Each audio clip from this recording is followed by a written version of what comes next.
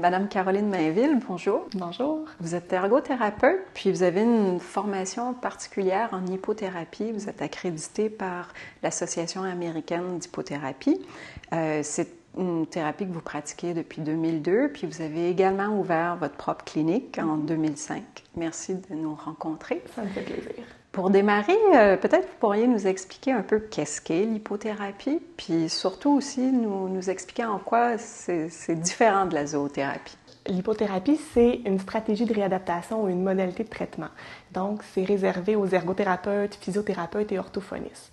C'est pas n'importe qui peut décider de pratiquer l'hypothérapie. Il faut vraiment avoir une formation de réadaptation et universitaire là, en premier lieu. Donc, l'hypothérapie va se baser sur le mouvement du cheval, un mouvement qui est tridimensionnel, un mouvement qui reproduit le mouvement de marche de l'humain, donc un mouvement antéro-postérieur, latéral, rotation. Et ce mouvement-là, comme je le disais, c'est similaire au mouvement du bassin quand un humain marche. Et donc, en hypothérapie, la personne assise sur le cheval voit son bassin mobilisé dans ces plans-là, comme si elle se déplaçait en marchant. Et il y a une intégration énorme d'inputs neuromoteurs. Le cheval est capable de transmettre près de 10 000 impulsions à l'heure au bassin du cavalier, ce qui permet d'intégrer plein de patrons neuromoteurs, comme je le disais tantôt.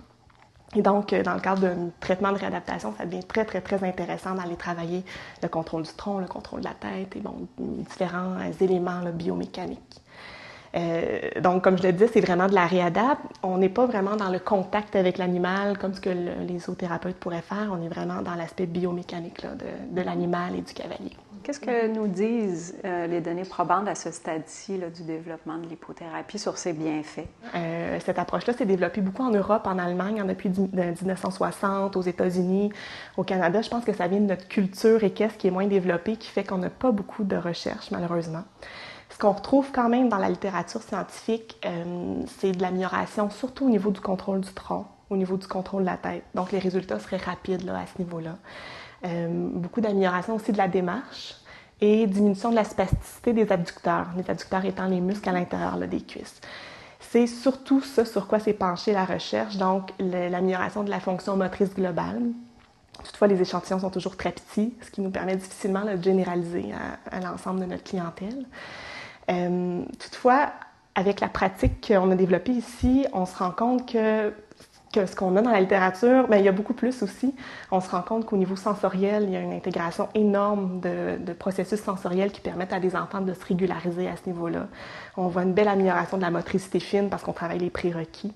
On voit une amélioration de la confiance, de la motivation, de tous ces éléments-là aussi. Malheureusement, c'est toujours pas démontré par la recherche. Puis j'imagine que c'est difficile de comparer cette thérapie-là à d'autres thérapies plus conventionnelles. Effectivement, on la compare parce que c'est sûr qu'on utilise les mêmes bases théoriques, les mêmes modèles théoriques. On travaille avec des approches neurodéveloppementales, avec des approches sensorielles, avec des approches biomécaniques. Mais le contexte, tout est tellement différent que oui, ça devient difficile de savoir qu'est-ce qui donne autant de résultats. L'environnement qui est différent, comme je disais, la motivation d'être avec l'animal y est pour beaucoup, mais il faut rester centré sur l'aspect aussi, comme je vous expliquais, biomécanique du mouvement tridimensionnel qui est très, très, très puissant aussi. Vous formez également d'autres thérapeutes à l'hypothérapie, puis au-delà du cadre enchanteur qu'on a bien vu ce matin de la clinique, qu'est-ce qui peut motiver un professionnel de la santé à pratiquer l'hypothérapie? Juste pour préciser, je forme d'autres thérapeutes, oui, mais dans le fond, la seule association reconnue pour faire la formation, c'est l'Association américaine d'hypothérapie. Ce que moi, je fais ici, c'est de permettre une initiation, donc d'évoluer un peu dans ce milieu-là, d'avoir les connaissances de base pour aller faire l'examen. Mais je ne fais pas plus que ça au niveau de la formation. Donc, c'est vraiment l'Association américaine qui accrédite. À partir de là, qu'est-ce qui pousse les thérapeutes à venir travailler ici? Je pense qu'à la base, on était tous des passionnés de chevaux. C'est ce qui fait que c'est difficile, puis je pense qu'il n'y en a pas beaucoup d'autres à travers le Québec, parce que de trouver des ergo-physio-orthophonistes qui aiment les chevaux, c'est pas facile. Mais il y a plusieurs personnes qui connaissent pas tant que ça l'animal, qui viennent ici, qui voient le milieu novateur, non conventionnel, et la force, je dirais, de cette approche-là et tous les bienfaits qu'on y retrouve. Je pense que c'est ça qui pousse les gens à venir développer cette approche-là. Maintenant, si on prend un peu le cheval comme une technologie de soins. Pouvez-vous nous décrire un peu comment vous choisissez les chevaux? Quelles caractéristiques vous voulez? Parce que vous avez décrit ce que ça fait sur l'enfant dans ses développements, mais le cheval lui-même, qu'est-ce qu'il doit avoir comme caractéristiques? c'est excessivement difficile de trouver des bons chevaux. On se fait souvent offrir des chevaux qui viennent, tout le monde nous dit « Ah, j'ai un cheval à mettre à la retraite, pourrais-tu le prendre? » On peut souvent pas, parce que ce que ça nous prend, c'est un cheval qui a premièrement un mouvement très, très fluide et cadencé. Donc, un cheval qui marcherait trop vite, donnerait beaucoup d'input proprioceptifs, c'est pas nécessairement adéquat. Donc, on veut un cheval qui a une démarche symétrique, cadencée, fluide. À partir du moment où on a cette démarche-là, encore faut-il avoir un comportement de cheval adéquat. Le cheval, c'est un animal qui fuit, qui est une proie, qui veut toujours fuir dès qu'il y a une stimulation nouvelle. Et nous, on est toujours avec 3 personnes, beaucoup de jouets, on chante, on parle fort. Donc, ça nous prend un cheval avec qui on va pouvoir, qu'on va pouvoir désensibiliser dans le fond, qu'on va pouvoir lui montrer tout ça, puis qui va devenir un cheval de thérapie, donc avec le mouvement et le comportement.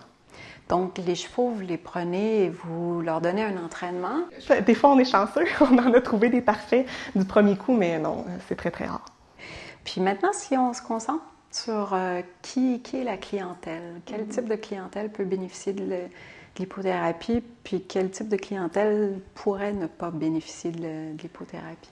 Si on se base sur les données probantes, on offrirait de l'hypothérapie surtout à la clientèle enfant qui présente une déficience motrice cérébrale. Donc, la paralysie cérébrale et aussi toutes les composantes de tous les diagnostics de retard de développement, syndrome génétique, tout ce qui a un impact sur la motricité globale, je dirais.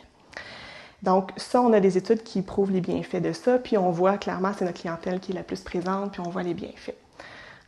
Par contre, on se rend compte aussi qu'il y a des effets très intéressants avec la clientèle qui présente un trouble dans le spectre de l'autisme. Parce qu'on travaille au niveau des processus sensoriels, on travaille aussi au niveau de la coordination. Qu'est-ce qu'on voit aussi comme autre clientèle? On a beaucoup d'enfants avec une trisomie, par exemple, trisomie 21, qui ont à la base un faible tonus qu'on voit améliorer rapidement avec le cheval. Et c'est sûr qu'on pourrait voir plein d'autres clientèles, mais pour lesquelles, pour le moment, on n'a peut-être pas encore défini les services et les approches qu'on pourrait leur offrir. Mais c'est sûr que le cheval, même si vous regardez à travers le monde ce qui se fait, il y a aussi le cheval utilisé en santé mentale. Là. Mais si on reste en hypothérapie, on est vraiment dans les problèmes moteurs. Puis aujourd'hui, on a pu observer 2 thérapies. Puis ce que vous faisiez avec les enfants, c'était très différent. Comment vous développez votre plan d'intervention avec un enfant qui présente des capacités différentes? À la base, comme dans toute approche de réadaptation, on a une évaluation. Donc, on évalue toutes les sphères du développement de l'enfant. Puis par la suite, on détermine est-ce que l'hypothérapie, c'est pertinent dans un premier temps? Et si oui, qu'est-ce qu'on va travailler avec l'hypothérapie? Et là, on va regarder, par exemple, est-ce que l'enfant doit développer ses réactions d'équilibre en antérieur, en postérieur? Si oui, on va devoir évaluer quel cheval a le mouvement pour développer ça, parce que ce qu'on veut pas, c'est maintenir des mauvais patrons neuromoteurs. On veut pas maintenir comme par exemple des schèmes. On a vu avec Ariel qui a souvent les mains comme ça, donc on veut pas maintenir des schèmes d'extension anormaux. Donc, il faut choisir le cheval qui va répondre aux besoins de l'enfant et par la suite, d'amener ce cheval-là sur des mouvements très spécifiques qui vont nous permettre d'optimiser son mouvement qui est présent à la base. À partir de là, quand on a notre bon cheval, notre bon mouvement, vous avez vu avec Jasmine qu'on va chercher, j'avais des pinces, on travaille la motricité fine, donc on peut aller plus loin que ce que l'hypothérapie est en ajoutant des composantes qui sont très spécifiques à l'ergothérapie, là, par exemple, développer la motricité fine et tout ça. Donc, c'est aussi un plan d'intervention qui va évoluer selon les progrès de l'enfant. Donc, les objectifs qui sont fixés, qui sont réévalués à un moment ciblé au départ et qu'on va réviser, qui des fois aussi nous permettent de venir travailler en salle. On se dit, on a un peu moins besoin du cheval aujourd'hui, on va venir travailler à la table, on va aller chercher, par exemple, on a développé la stabilité de la ceinture scapulaire des épaules, on va aller chercher la motricité fine qui devrait s'être améliorée suite à ça. Donc, c'est très variable comment on va utiliser l'hypothérapie. Maintenant, en termes d'accessibilité, on peut imaginer qu'il n'y a pas beaucoup de cliniques au Québec, ni ailleurs, près d'ici.